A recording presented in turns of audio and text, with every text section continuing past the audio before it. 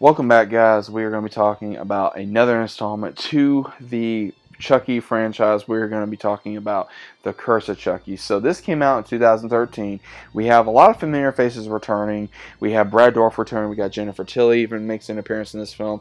Even Alex Vincent makes an appearance in this film. But let me talk to you guys about something really crazy.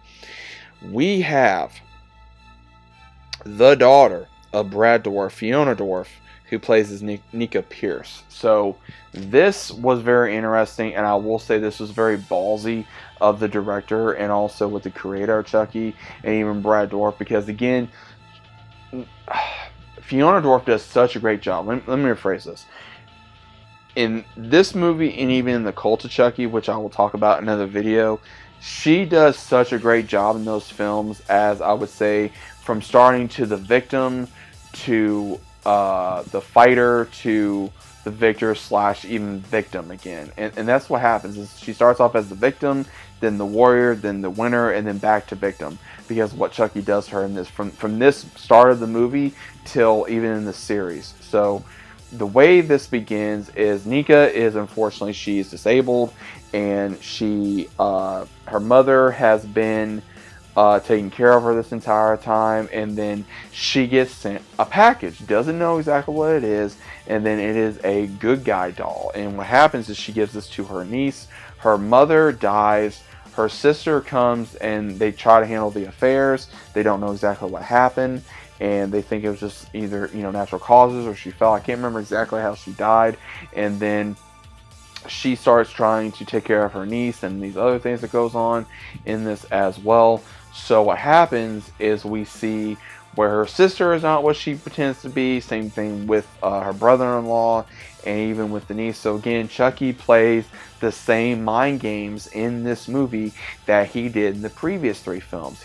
They kind of tone down the comedy a little bit, and they really go back to the whole being in the shadows and killing without realizing it and playing those mind games. And they do a very good job at that. So they kind of went back to the originality of the first 3 films rather than what they did in the last 2 films, which again still work, but there's still a little comedy in there.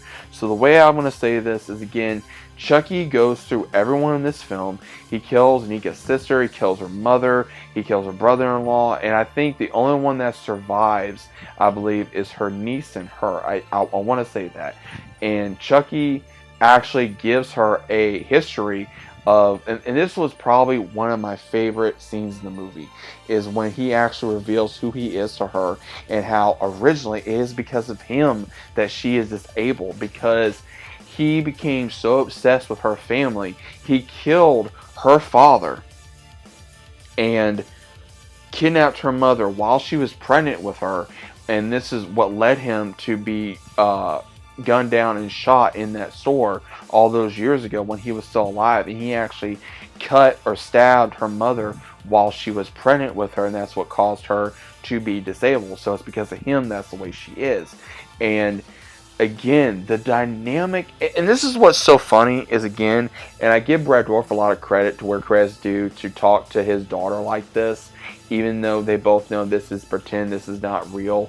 And I think one of some of the best scenes that they have in here is when he tells her, he says, "You remind me a lot of Andy Barkley."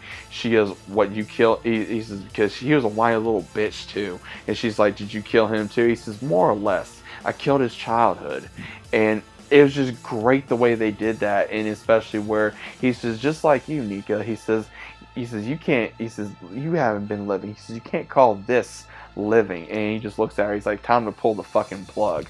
And it's great the way that not only Brad Dourif can deliver these lines, but not only to his own daughter, and then how his daughter, she has this same sadistic, crazy, entertaining laugh that her father has, and she's able to pull that off in that scene to where she starts laughing at him, knowing that he did not kill Andy Barkley, but at the same time, he, as she says, completion anxiety, that is found in males, and she really pisses him off, and so he tries to go after her, and she does survive in this film, but she goes into a mental ward due to the fact of, her claiming that it was a doll that killed her family and not her, and they can't really do anything with her because unfortunately she's disabled, she needs help, and they think, okay, she's nuts, so she's nuts, she's disabled, we need to put her in a loony ward.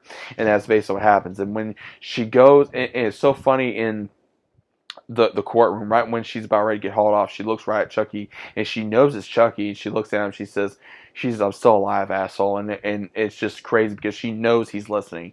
And we later find out that Tiffany, aka Jennifer Tilly, is sending good guy dolls that Chucky can possess to go after people. And one of the ones that he just tried to go after is, of course, Andy Barkley. And at the very end of the movie, we see Andy open it up, and he has a gun right pointed to Chucky's head, and that's how the movie ends. So overall, I did love Curse of Chucky. I think it was a great installment to the film. I think it was, or to the franchise. I think this film brought a lot of new blood again to this film, and I thought it brought a lot of new dynamic to this film as well, to where we could enjoy it. It did have comedy, but at the same time it was also very interesting the way that they portrayed these characters, and also how they were able to continue the franchise.